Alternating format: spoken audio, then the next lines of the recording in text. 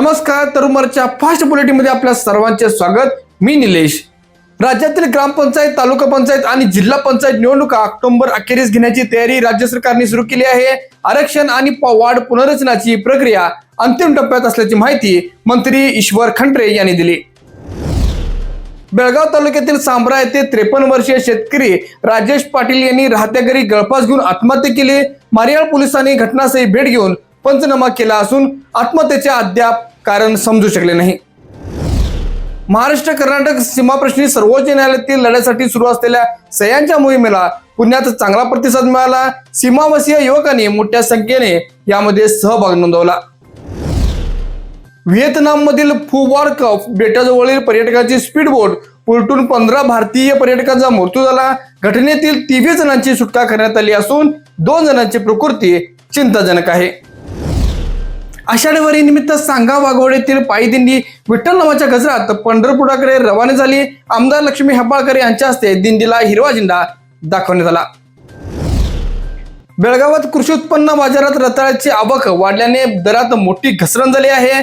Quintal मागे तब्बल 400 ते 500 रुपयाचा दर कमी झाल्याने शेतकऱ्यांना आर्थिक फटका बसतोय। बेळगाव जिल्ह्यातील कौटुंबिक वादातून बहिणीसह कुटुंबावर केलेल्या हल्ल्यात भावाचा जागीच मृत्यू झाला। अलसंगी क्रॉसजवळ घडलेल्या या घटनेची नोंद झळंकी पोलीस ठाण्यात करण्यात आली आहे। दड्डी प्राथमिक आरोग्य केंद्रातील सर्पदंशावरील लस उपलब्ध नसल्याने शेतकरी महिला शांता कळिवडे यांचा मृत्यू झाला। वेळेत उपचार न मिळाल्याने ही घटना घडल्याचा आरोप नातेवाईकांनी केला आहे। बेळगावमध्ये भारत विकास परिषदचा 64वा स्थापना दिवस मोठ्या उत्साहात साजरा करण्यात आला। कार्यक्रमाला राष्ट्रीय संघटक मंत्री सुरेश जैन उपस्थित होते।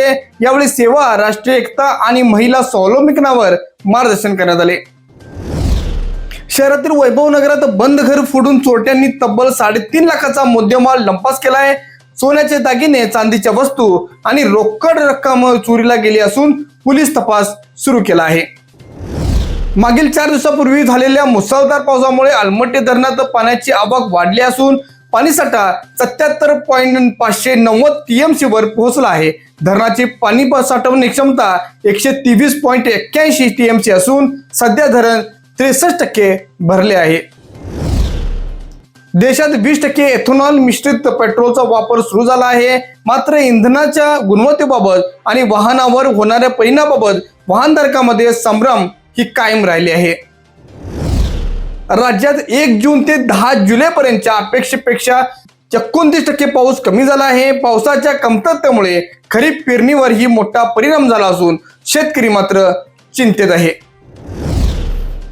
प्रसिद्ध गायिका एस जानकी यांच्या वयाच्या 88 वर्षी निधन झाले। त्यांनी 20हून अधिक भाषांमध्ये हजारो गाणी गायली असून भारतीय संगीत क्षेत्रात त्यांचे मोठे योगदान राहिले आहे।